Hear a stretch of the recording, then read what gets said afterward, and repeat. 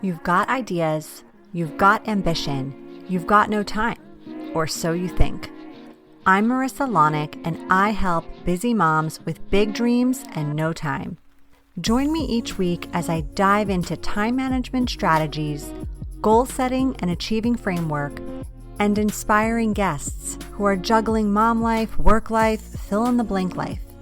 Dreams don't work unless you do, and just because you're a mom doesn't mean you can't still make it happen, whatever it means to you.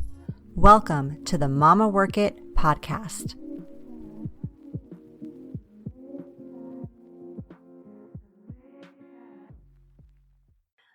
Welcome back, mamas, to the Mama Work It podcast. I am super excited to introduce you today to Sierra Dominguez, aka the Mamapreneur Coach.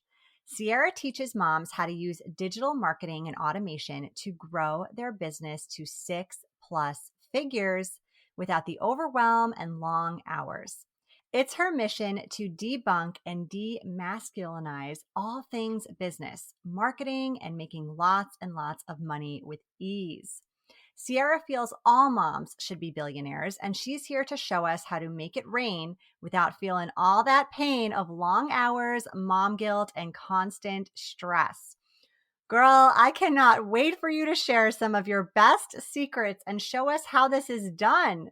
I love a good life hack. I love efficiency, and I hate wasted time. So if you can help me get to where I want to be faster and with more ease, I am here for it. Thank you so much for being here today, Sierra. Thank you for having me. I'm so excited to be here. Good. Okay. Well, first things first, tell us your story, like how you got started as the Mamapreneur Coach. Wow. Well, I don't know if we have enough time to go into the full story, but the basis is so I got pregnant when I was a senior in high school. And from there, I had to grow up very, very quickly. And I went from figuring out the latest gossip and drama every weekend of what was happening at every party to figuring out how to get health insurance and breastfeed.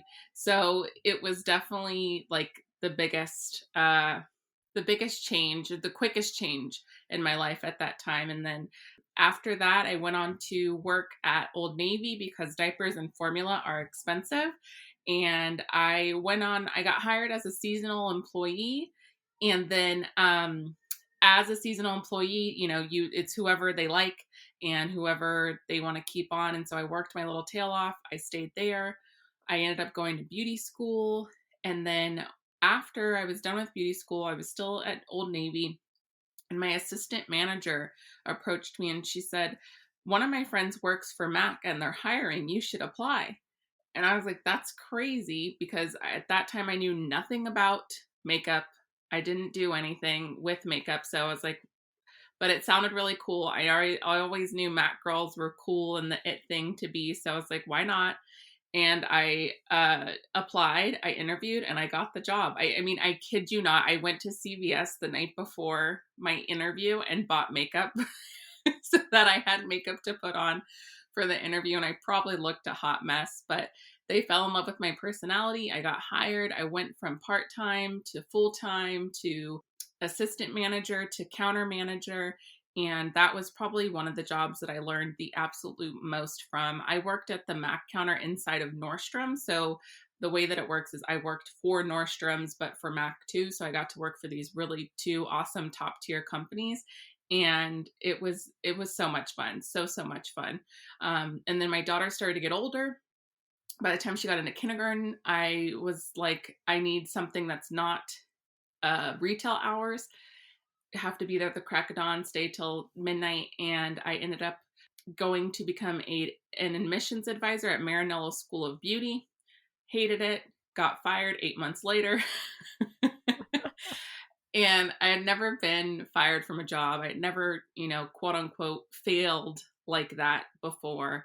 And so it was a gut punch. I mean, I was doing everything I deserved to get fired because I wasn't doing the job at hand, but it just was a gut punch. My husband, or my now husband, then baby daddy / fiance, we were getting married in a couple months. So it's like we still had bills to pay for that. We had our own place, plus our daughter was getting ready to start school at a private school. Like there's all these different things that were going on. It was just hard. So then after that, I did everything you could think of. I went into real estate. I started a t-shirt company. I did lots of different multi-level marketing companies, and nothing stuck. Nothing like really lit me up. And I was volunteering nonstop at my daughter's school. I basically lived there. And so one day they asked me if I would put on this first school musical. They wanted to add a theater program to the school. That's what I did in high school. That's what I was going to go to college for if I didn't get pregnant my senior year. And I said, yeah, of course. I had nothing but time at that moment. And so I said, yes, I put it on. I fell in love. And I turned that experience into a summer camp. And so from 2016 to 2020, I did a theater summer camp for school age kids. I took that, I grew that to a 6+ figure business, and then COVID wiped it all out, which was really tough. So I was back to having that same feeling of being gut punched, just like I did when I got fired. And I didn't know what to do besides being in a pandemic. I had my second baby a couple months earlier, so battling postpartum depression. I was really stuck on what to do next. And so I did what I knew what to do best was to keep going. And so again, I tried everything. A few multi-level marketing companies, 2 subscription boxes, a marketplace, Etsy shop. And then one day a friend asked if I would help his wife start her online business. I was like, yeah, sure, of course. Excuse me, I need an excuse to talk to another adult human being.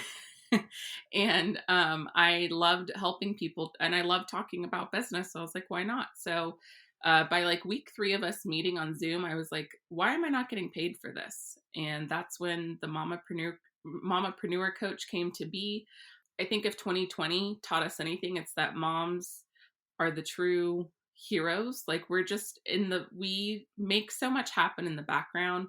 And 2020, I know, hit every mom really, really hard. It hit everybody hard, but moms were, it's just like it's like now you just make eye contact with another mom and you're like, I see you. Like, I know what you went through. I know what happened. I know the battle that you had to go through that year. And I wanted to make sure that I really served moms. Moms are definitely a group of people that get left behind in the business world. We don't have enough moms showing us how it's done. We always need more.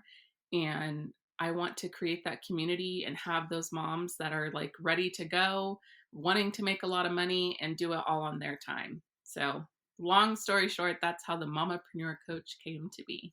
Oh my gosh. I've heard this story before, but I love it every time I hear it. I love it for so many reasons. I love the fact that you tried anything and everything. I love the fact that you were so resilient. Can we just even talk about the last year? Let's just take the last 12 months, right? Because 12 months ago, I don't think the Mamapreneur Coach existed, right? Per se. Mm-mm. Okay. Yeah. So in the span of those 12 months, I think you said you tried like 6 different things before it led you to where you are now. And I think what often discourages people is like they try one thing, maybe they try 2 things, maybe they even try 3 things, and it doesn't work out, and they just get really down on themselves about it, and then they give up completely. Yeah. Talk to us a little bit about that, because I think that's really, really important for moms to hear, and for anyone listening really to hear, because you can easily, and even the strongest people out there can easily say, it didn't work out, wash your hands of it and say it's too hard for me or whatever, and kind of give up on it all. But you needed to kind of go through that failure and multiple times in order to get where you are, right? Yeah, absolutely. It's I always I call it just throwing spaghetti at the wall, right? Like I just kept throwing spaghetti at the wall to see which noodle was going to stick. I've always, even like, I think back to when I was in school, when I was a student, it wasn't always the subjects that were like, a lot of subjects did not intrigue me. And so I think that's where I got that tenacity of like, okay, well, how can I make this intriguing? Like, I wasn't a very good student academically. I was great with I would participate. I would raise my hand. I would speak. I was a great leader, group projects, poster boards. Those are my things. But it was like, I just knew, but I kept hearing also too, all through school, like, get through this. And then when you get to college or when you get here, you're going to be able to pick what you get to do. And so or pick what classes you get to take. Right. And then you don't have to worry about all this stuff that you're learning that you're never going to use. And so I think that stuck in my head of like, you don't have to stick to this mold. Like, there's going to be people that are going to tell you, oh, you should be this, you should do this, you should try this. But if you're doing something and it doesn't bring you joy, we're not here on this earth long enough. Like, I really believe we're not here on this earth long enough to even care about like what you're doing. And so, or you should care about what you're doing is what I'm trying to say. And so if you don't, and if you don't feel that fire, like, try something else. It's okay to try something and to be bad at it. It's okay to try something and to want to learn more about it. It's okay to try something and to get fired. It's okay to try something and to fall down. I mean, I look at my 20-month-old right now and I'm like, that's the epitome of how we should be living our life. Just happy. And then if we fall, you get right back up. Just get right back up. Yeah. Yeah. And I also think too that like my being a teen mom played a big role in that. It's like I didn't have a choice but to just try. Like, I didn't have a choice but to grow up. I had this other person that I had to live for. And I think as moms, we want to set that example where it's not necessarily, we're doing our kids a disservice if we're not living the life that we want to live, because that's what we preach to them. And if we're not showing them and walking the walk too, then, we tell our kids, you can be anything you want to be when you grow up. But if we're not taking that, our own advice and living our own advice, then they're not going to do the same thing. Absolutely. 100% agree. You have to parent through your actions, not just your words. So Yeah. Couldn't agree more. Okay. So you've got 2 kids, almost 2 and almost 12. That's a big difference. That's a big gap, right? How do you manage running multiple businesses while still being an amazing mom? Because I know you are. I can tell just by the way you talk about them and that you talk about being a mom. Oh, thank you. There's a lot of deep breaths. There's a lot of wine. There's a lot of me time. Like, there's a lot of, and there's a lot of communication between me and my husband. There's a lot of patience, and sometimes there's not patience. I don't want to paint this pretty picture, because I do, lose my shit a lot, probably more than I want to. But what I remember, and I have to remind myself, is that they didn't ask to be here. So we have to do everything that we can. Like, there's times when I find myself yelling at my daughter and like, well, I did this and I did that. And it's like, well, yeah, but that's my job. Like, that's my job. Like, mom entails so much. And I know that I don't take that name lightly. Like, being a mom is definitely it's a huge honor. And that's how I like to think about it. And so all this stuff that I'm doing every day, packing lunches, changing diapers, going to the parks, like planning play dates, keeping up with all these crazy calendars, is that it's not going to last forever. It's not going to last forever. And so I remember that. And so for me, how I get it all done is a lot of planning, a lot of time management. And that's probably the biggest thing that you would have to have on your side, is planning and time management. Yes. Well, you are in the right place on the right show, Mama. This audience appreciates all that. All right. So I want to dive into your philosophy about being a full-time mom and a part-time business owner, yet bringing in the income of a full-time business owner, if not more, right? If not more than you even anticipated. So What are some ways to actually make this happen? I want to know. I'm taking notes, girl. Tell us. I love it. So first of all, the 2 things that I like to start with is you can have it all, one. And 2, you're worthy of it all. There's no one here to tell you that you're not worthy. You're worthy of it all. And so those are the first 2 things that you have to believe, that you can and that you're worthy. Because it's possible. It's absolutely possible. And mompreneurship, mom life, it looks different than any other entrepreneurship, any other, partnership, anything else. It just looks different than everything else. And so honor that, remember that, give yourself some grace.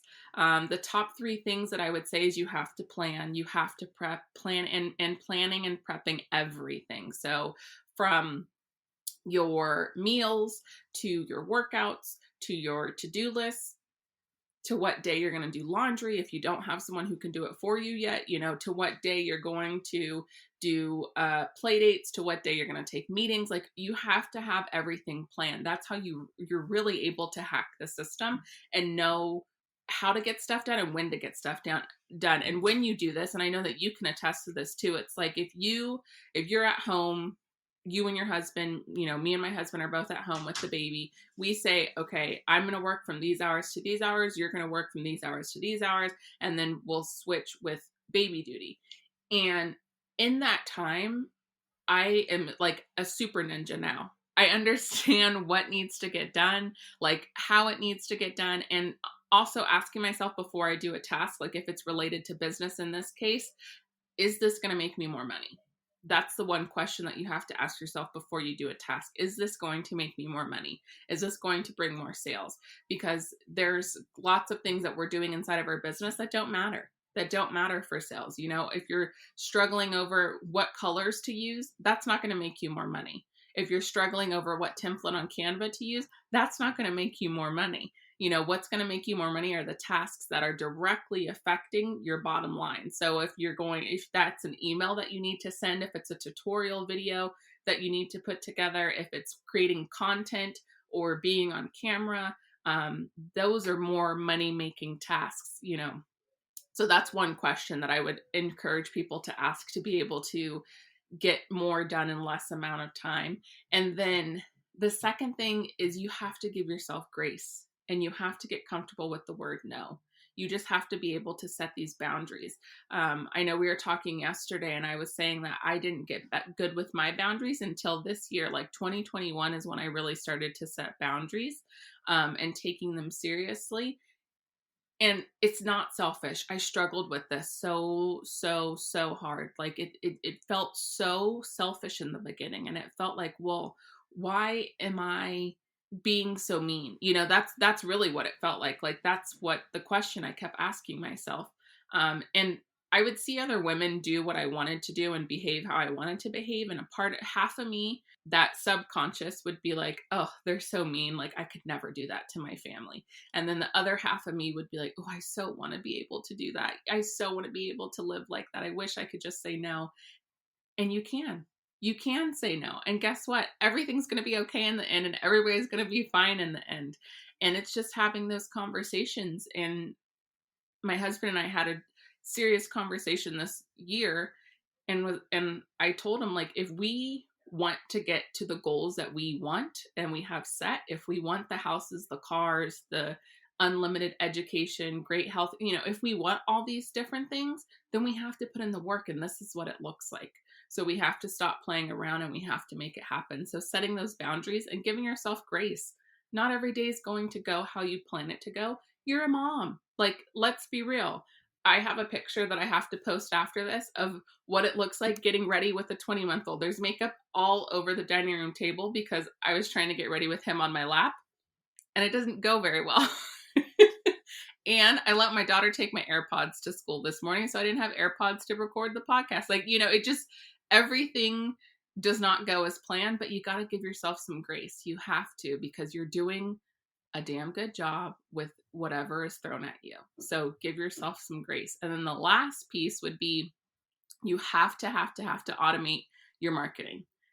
There's things in your business that you have to automate, so that you don't have to be the one physically doing that, so that you don't have to say, oh, I got to get to the computer and send this. Oh, I need to, get this done.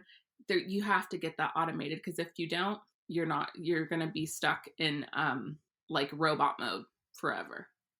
Oh, so many truth bombs here. Okay, let's touch upon a couple things. So, first thing you said is about boundaries. I want to mention last season we had a really awesome guest, Desiree Wolf. Whole episode was about boundaries, and something really important that she said that stuck that I think is so beneficial to say here is no is a complete sentence. The word no is a complete sentence. You don't have to give a reason. You don't have to give an excuse. You don't have to now rack your brain for like, well, what am I going to say if I can't? No, you can just say no. I'm sorry. I don't have, the energy for that. I don't have the time for that today. I don't have the ability to dedicate myself to that today. You don't need to go into depth and a huge story about why you can't make it happen. So get comfortable with that, I think is really, really crucial. Absolutely. Feeling okay with that too, right? Like once you say the no, like how you said, that's a full sentence. And piggybacking on that is being able to be honest, own your truth. Like you said, being able to say, I don't have energy for that today, or that doesn't sound like something I want to do. Can we try this? Being honest with people, and you will be floored with how receptive people are when you just get straight up vulnerable with them and tell them the truth of how you feel and what's going on in your head. Yeah. Do you know Rachel Hollis? I'm sure you do. Oh yeah, yeah. Yeah. So I thought it was really funny. I listened to all her books, but I think the first one is when she said this. And I'm sure many moms felt the way you did, like horror struck, a little judgy, yet Yep. also I wish I could do that. She says in her book, I hate volunteering at my kid's school. Yeah. Yep. She says it out loud. And I know that that's probably the feeling many of us felt in reading or hearing that, right? Some of us enjoy that, and that's great if that's what you like to do. Other moms despise it, but feel this responsibility to do it. You Yeah. guys, look, this is a prime example, multimillionaire mom of 4 kids, making it rain with her multiple businesses and streams of income, writing out in her New York Times bestseller that she hates volunteering at her kid's school. Do you think any less of her as a mom? I don't. Nope. I don't. Yeah. Yeah. And it's funny that you bring that up. So I I remember, so in the beginning when I was saying that I was living at my daughter's school, like that literally stopped once COVID, like when COVID hit was when I got that huge push from the universe to be like, Sierra, stop. You're doing way too much. Like they're not paying you. There's like your daughter could care less if you're there, if you're not there. Let her be the one that says, Mom, will you come to this field trip? Mom, will you come to this? Because it just started to become an expectation. The school expected me to be there. She expected me to be there. I expected myself to be there. And I put a lot of stress on myself if I couldn't be there, and I was missing like the most ridiculous things. Like I couldn't be there for like an art project that we were leading, like another mom was leading in the class. Nothing like a Christmas concert or something like that. Like it was something so little and so silly. But now like 2 years ago, 3 years ago, that comment probably would have been like a gut puncher for me. Like, you don't like volunteering at your daughter's, at your kid's school? How dare you? But now I'm like, I get it. I get it. It doesn't do, what does it do? What did it do up until this point for me? Nothing. Yeah. Except give me a headache and cost me a lot of time. Like there's, it's just, it's okay to say no. It's okay not to volunteer at your kid's school, and it's okay to not like it because it sucks sometimes. It really does. Oh yeah. I can attest to that. I do like the volunteering, but in doses. You know what I mean? Right. In doses. Like I can't let it take over my life. So, and Yeah. and I also, when I was working as a corporate mom, my schedule didn't allow for that to Yeah. a tremendous degree. So I kind of had a little bit of a fallback excuse as to why I couldn't do it all the time. But yeah. Okay. I know we have a lot more to talk about, so we'll hop off this train. But let's talk a little bit about how a lot of businesses today are based online, right? And that's whether you're a brick and mortar, you're selling physical products or virtual services, like you have a website, you have the ability for people for your customers to buy from you online. Like you have this virtual space that you're dealing with in some way, shape, or form. So for the moms listening who might not feel super tech savvy when it comes to building a website or managing a sales funnel or anything that comes along with launching and running an online business, what tips do you have? That's a good one.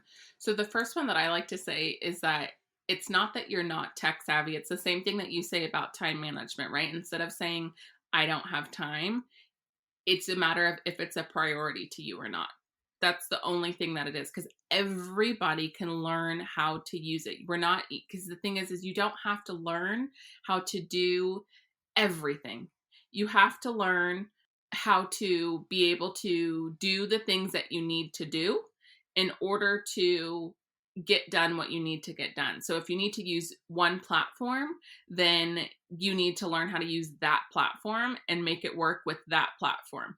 Who cares if you don't know how to do everything else? You know, you don't have to know how to code. There's so many things out there that will make your life easier, but yes, you will have to learn how to use it. And so if it's not a priority, if you don't want to be tech savvy, if being tech savvy is not a priority, and tech savvy, I think, is just, we hear tech savvy and we think of someone who can code, who can build a website, who works at Google, who works at Facebook and can build an app. That's not tech savvy. Like you can learn how to use one application. Like even if you just learned how to use Instagram, you're tech savvy. If you've learned how to use Instagram and PayPal, so you have a way for people to pay you, and then you have a way to get in front of people's faces. Now you're tech savvy, you know, and once you've learned one, you learned them all. You've learned them all. So don't let it be scary. And that was one of the things that I set out to do with, you know, being the Mamapreneur Coach, and then starting MMP was MMP Marketing Solutions, which is my marketing software, is to create a community and a safe space for moms to feel like they can come and learn how to use it without the judgment, without the scary, you know, behemoth man in the room who is going to look at you crazy because you don't know what a funnel is or because you don't know what a pipeline is. We all have been there. We all didn't know what it was at one point. And so it's a safe place for you to be able to learn about that stuff, because yeah, you're right. There are lots of moms out there that are listening and they're like, what is a pipeline? What is a funnel? I don't even know, you know, how to type on the key on the computer. And that's okay. But look at you, you're listening to a podcast, you're tech savvy. Yes, I love it. I love it. Can you tell us a little bit about this? Because this is your newest business venture. And I know that it is geared toward this audience. I know that it is, I don't want to give too much away because I know I'll butcher it and you'll say it so much better. But from what I understand, it's a one-stop shop, right? It is like anything and everything you need in your online business in one place, a safe place, which I love that you say that, with support, with community, with tutorial videos, like with all the things you need to hold your hand and get your business off the ground, or build your business if you're growing it at this time, or just maintain your business if you're already in that place and you're just sick of touching 17 other apps at the same time to make it keep going. Yep, exactly. So I'm so excited because this is, like you said, it's everything that you just said. So it's a one-stop shop marketing software that you can use for your business. So it does everything from two-way texting, two-way conversations through texting, email, Facebook, Instagram, or Facebook Messenger, Instagram DMs. You can build forms and surveys. You can build landing pages.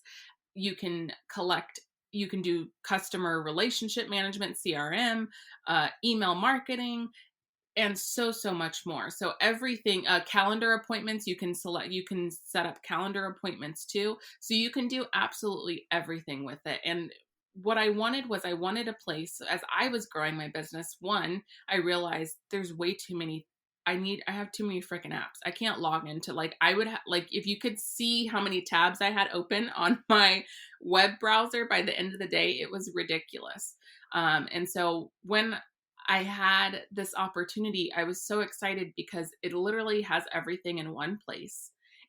And moms should not be having to worry about software. Like that's the last thing that they need to worry about. You should be worrying about how to grow your business, who you need to get in front of, how to get in front of them. And when you do get in front of them, having the right tools in place so that you can blow it up. Because all it takes is just getting in front of the right audience. And you know that like, as long as your offer is solid and everything that you have is what they need, it's a no-brainer yes every single time. And so with MMP, I wanted a place that was going to be safe, a place that was going to be educational, and a place for moms to be able to come and learn about these things that are being talked about at these tables where, quite frankly, we're not welcome, right? Because one, we're women, and two, we're moms. Like, it's just a matter of fact, and it shouldn't be that way. And that's why we're building our own tables to sit at and being welcoming to all the other moms and saying, like, look, this is how you do it. This is how it's done, and making it happen. So I'm really excited about it, and I can't wait. I mean, it's here. I don't even know what I can't wait for. I can't wait to change the world. I can't wait to change the world of mompreneurship, because Yes. it's something we shouldn't be worried about. Software should be the last thing on your mind. And I've created so many tutorial videos. Like, it's literally like me holding right there with you, holding your hand and showing you step by step. This is how you create it. This is what you do. Love it. Love it. I can't wait to check it out. Okay. All right, Sierra, I know we could talk about mompreneurship and business and all these awesome things all day long, but we are going to wrap this episode up with our lightning round. This is when I get to ask you some just for fun, random type questions so our listeners can get to know you even more on a personal level. I know you shared a lot about your personal life, but we want to get to know you even deeper. So are you ready for some lightning round questions? Bring it on. Okay. What's your guilty pleasure TV show? Real Housewives of Beverly Hills. Yes. What book are you reading right now? We Should All Be Millionaires by Rachel Rodgers. It's a really good you one. You are embodying this, girl. 100%. I encourage every woman, every mom to read it. You need it, or get the audiobook, because there's something different about her telling you everything in your ear. Yeah, it sounds like a good one. Are you more of an introvert or an extrovert? I always say both, because I'm more of an extrovert. But I do like to be alone sometimes when I've used up all my energy, but I definitely like to be around people. I soak up I run off of other people's energy. Okay. This is a good one that I need to ask you. What is one app you cannot live without? Instagram. You're not the first guest to say that. I can't live without Instagram. All right. And finally, if you could go on vacation tomorrow, anywhere in the world, where would it be and why? Oh, I would go to Bora Bora, because I always want to stay in one of those huts over the water. Yeah, that sounds and looks pretty incredible. It looks amazing to be able to see like the fish through the floor, and just, I feel like it's so far out there, so far away from everything, and it just looks gorgeous. A nice relaxing vacation. I'd probably go by myself. Nice. Nice. Get the utmost everything out of it. Everything. The most relaxed, the most sleep, the most, just being left alone, the most relaxation. Yeah. No kids asking me for snacks, to do anything, to sign anything, to be anywhere. Just me by myself. Nice. Yeah.